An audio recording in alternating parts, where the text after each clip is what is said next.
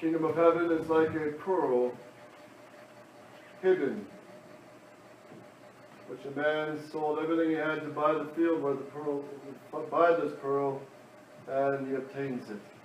The kingdom of heaven, we have to sell all to obtain it. Our life, our wishes, our desires, our pleasures that drag us to separate from God, and the spirit of the world, the fights with the devil, the temptations, all the temptations especially, at all levels, and especially against the holy faith.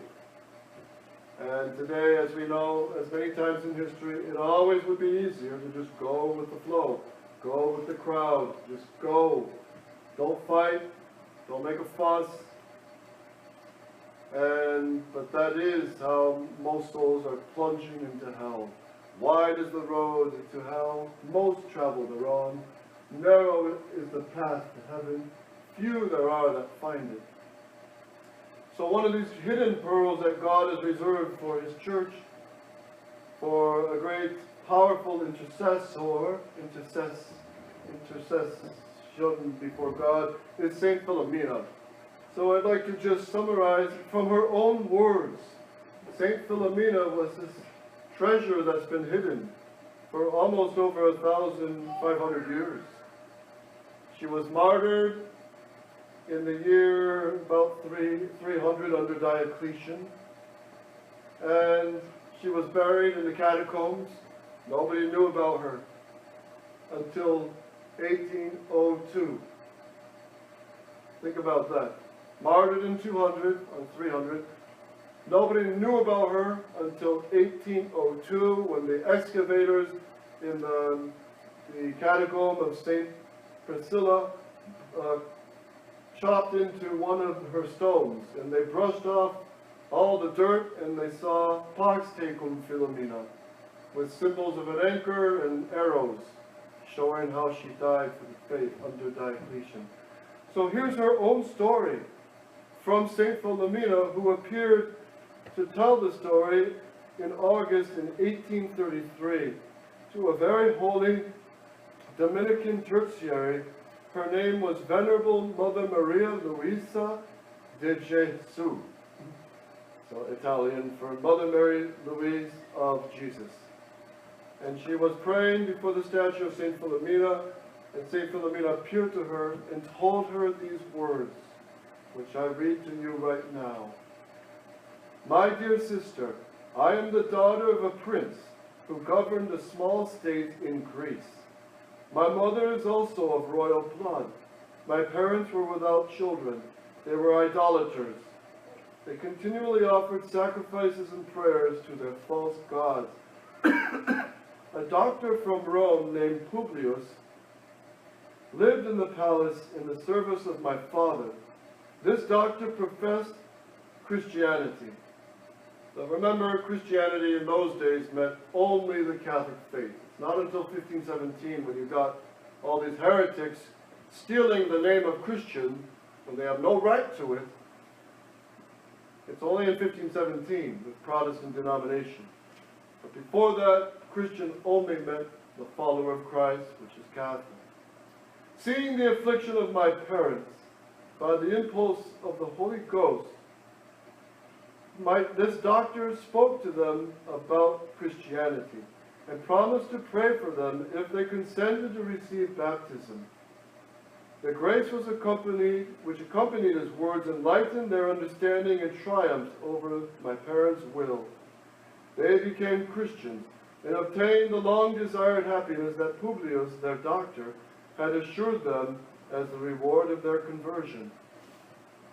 At the moment of my birth, they gave me the name of Lumina, an allusion to the light of faith of which I had been, as it were, the fruit of. The day of my baptism, they called me Flumena, or daughter of light, because in that day I was born to the Holy Catholic faith. The affection which my parents bore me was so great that they had me always with them. It was on this account that they took me to Rome on a journey that my father was obliged to make on the occasion of an unjust war, with which he was threatened by the haughty Diocletian, the emperor. I was then 13 years old. On our arrival in the capital of the world, we proceeded to the palace of the emperor and were admitted for an audience. As soon as Diocletian saw me, his eyes were fixed upon me. He appeared to be prepossessed in this manner during the entire time that my father was stating with animated feelings everything that could serve for his defense. As soon as father had ceased to speak, the emperor desired him to be disturbed no longer, to banish all fear, to think only of living in happiness. These are the emperor's words. I shall place at your disposal all the force of the empire. I ask only one thing, that is, the hand of your daughter Philomena. My father, dazzled with an honor he was far from expecting, willingly acceded on the spot to the proposal of the emperor. When we returned to our own dwelling, father and mother did all they could to induce me to yield to Diocletian's wishes and theirs. I cried, "Do you wish that for the love of a man I should break the vow I have made to Jesus Christ? My virginity belongs to him. I can no longer dispose of it." "But you were young then, too young," answered my father, "to have formed such a vow." He joined the most terrible threats to the command that he gave me to accept the hand of Diocletian.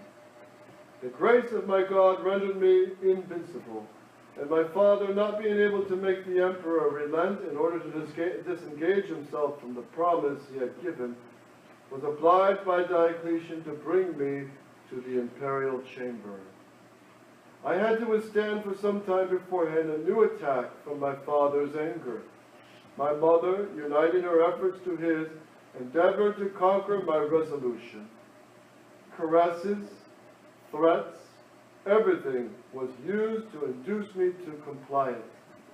At last I saw both of my parents fall at my knees and say to me with tears in their eyes, "My child, have pity on your father, on your mother, your country, our subjects."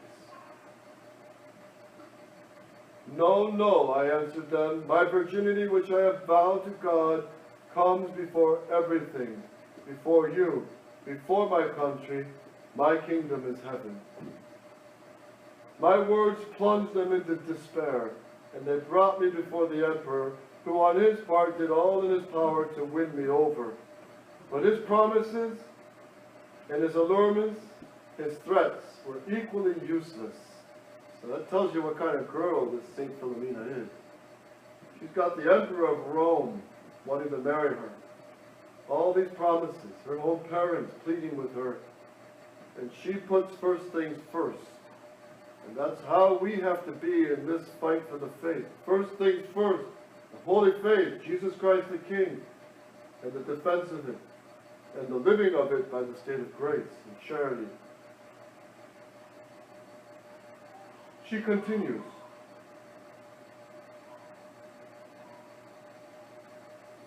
"He then flew into a violent fit of anger, the emperor, and influenced by the devil, he had me cast into one of the prisons of the palace, where he had me loaded down with chains.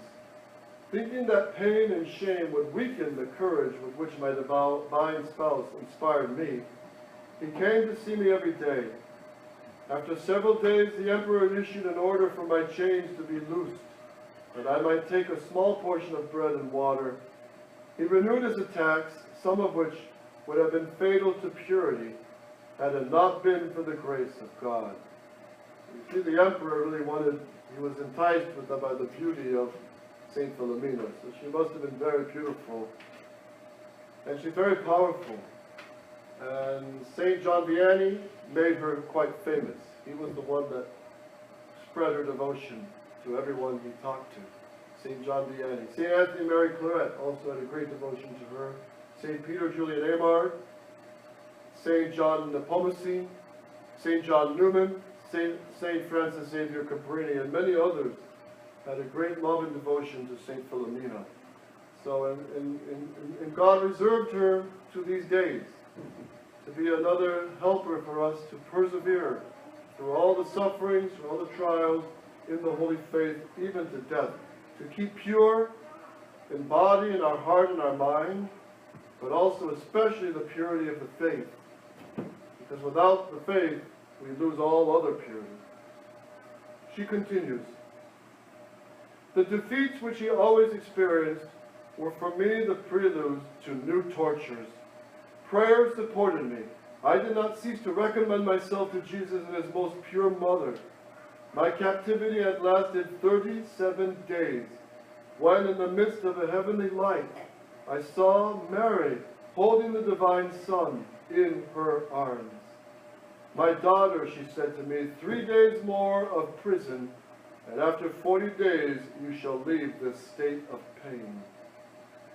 Such happy news made my heart beat with joy, but as the Queen of Angels had added that I should quit my prison to sustain in frightful torments a combat far more terrible than those preceding, I instantly felt joy in the most cruel anguish.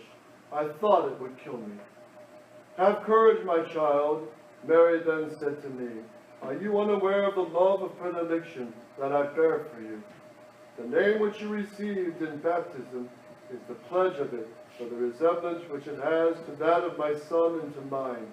You are called Lumina, as your spouse is called Light, the star, sun, as I myself am called Aurora, star, the moon, in the fullness of his brightness and sun.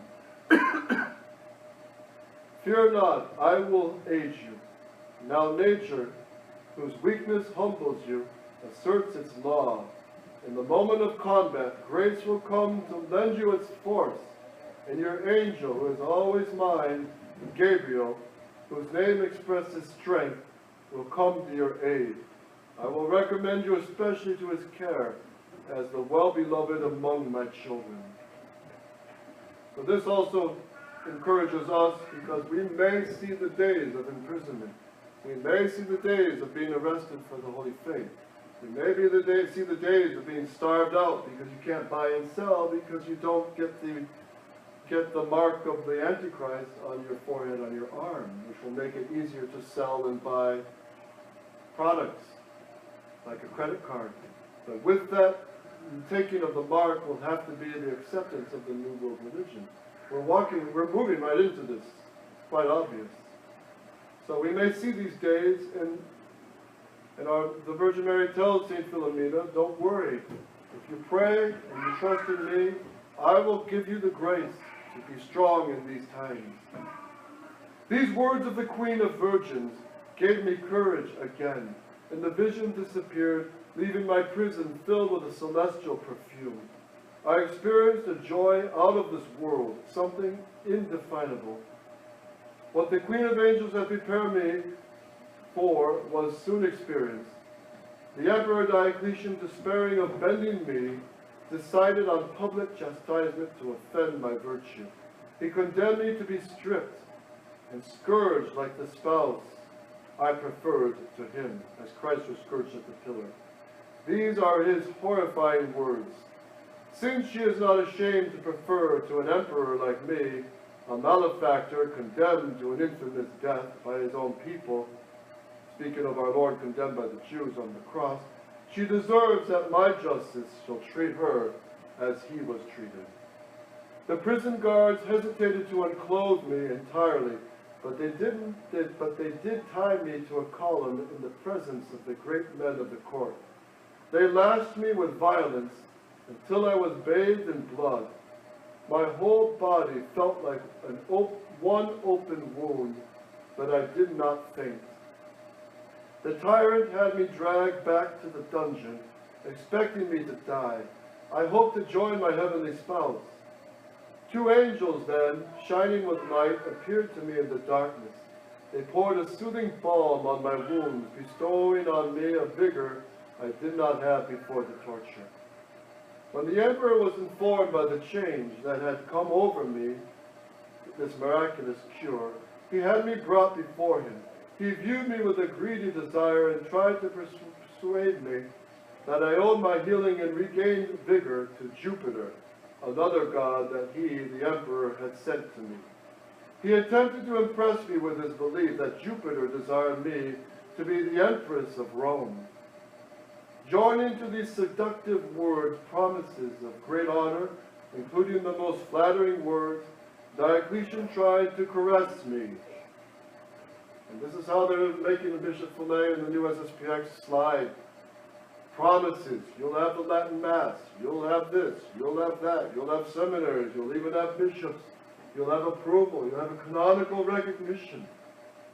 All these promises to compromise on the faith. And we've got to be strong like St. Philomena.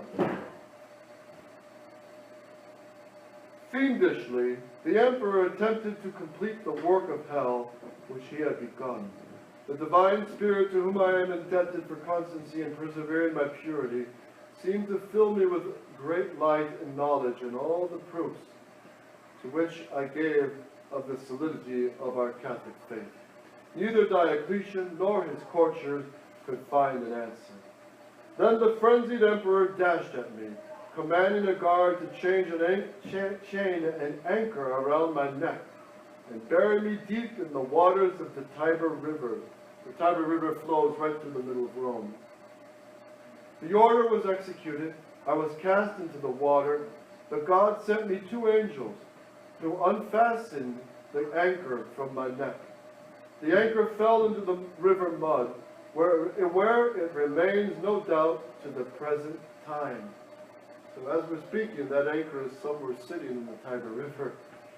The angels transported me gently in full view of the multitude upon the river bank. I came back, totally unharmed, not even wet, after being plunged with the heavy anchor into the river. When a cry of joy rose from the debauchers on the shore, and so many embraced Christianity by proclaiming their belief in my God, Diocletian attributed my preservation to secret magic. Then the emperor had me dragged to the streets of Rome and shot with a shower of arrows. My blood flowed, but I did not faint. Diocletian thought that I was dying and commanded the guards to carry me back to the dungeon. Heaven honored me with a new favor there. I fell into a sweet sleep, and I found myself on awaking, perfectly cured. Diocletian learned about it. Well then, he cried in a fit of rage, let her be pierced with sharp darts a second time, and let her die in that torture. They hastened to obey him. Again the archers bent their bows. They gathered all their strength, but the arrows refused to second their intentions. The emperor was there, present. In a rage, he called me a magician, and thinking that the action of fire would destroy the enchantment, ordered the darts to be made in a furnace and directed against my heart. He was obeyed, but these fiery darts, after having passed through a part of the space which they were to cross to come to me, took a quite contrary direction and returned to strike dead those by whom they had been hurled. 6 of the archers were killed by them. Several among them renounced paganism, and the people began to render public testimony to the power of God that protected me. And this happened to many, many other saints and martyrs, many, many times, these little miracles, and she's just one of them. These murmurs and acclamations infuriated the tyrant. He determined to hasten my death by ordering my head to be cut off. My soul took flight towards my heavenly spouse, who placed me with the crown of virginity and the palm of martyrdom in a distinguished place among the elect in heaven. The day that was so happy for me and saw me enter into glory was on Friday, the 3rd hour after midday, the same hour that my divine master expired. That closes the description of St. Philomena, of her martyrdom by her own mouth to this blessed in 1833. So St. Philomena, God gives us many friends in heaven, big brothers, big sisters, and we can say even many girlfriends in a spiritual way with these friends in heaven. So be close to the saints in heaven. And this is one of the great joys of being Catholic, is that we have all these saints, big brothers and sisters, to ask their help. St. Anthony when we lose things. St. Jude Thaddeus for impossible cases. St. Philomena for almost everything. She's famous for cures. She's famous for being patron of priests and the purity of youth. St. Maria Goretti and all these great saints who are real. They really lived with human flesh and blood. They lived the faith. They died a holy death. And they are looking down, says St. John Chrysostom, with all the angels, onto the stadium on earth. And they're cheering us on. Keep the fight. Keep going. And that's why Archbishop Lefebvre used to say, when people asked him, Arch, don't you feel like you're being a bit extreme here? You're the only bishop standing against all these 2,500 bishops in the world and the Pope himself. Aren't you being a bit naive? Don't you feel like you're on the marginalized? Don't you feel you're extreme? Don't you feel you're being a little fanatic here? And Archbishop Lefebvre would peacefully answer and say, look, I've got all the saints, all the popes of tradition with me. None of them approved this Vatican II heresies and the new Mass. They all condemned it. I have all of the saints and tradition behind me. And if I stand alone, I'll peacefully carry on. And that's why he was kind of surprised to see 10,000 people appear at the consecration of bishops on June 30th, 1988. Because Catholics still had a sense to fight for the faith. And that's the fight we got to continue, gentlemen, and you faithful. That's what the fight we have to continue. And St. Philomena and all the martyrs, they went through major battles to get to heaven. So we haven't suffered even close what they have to suffer. So let's pray to these great saints and the Virgin Mary for a manly virtue like St. Philomena, a great purity of heart, and above all, the purity of the faith. O Mary conceived without sin. O Mary conceived without sin. O Mary conceived without sin. In the name of the Father, and of the Son, and of the Holy Ghost.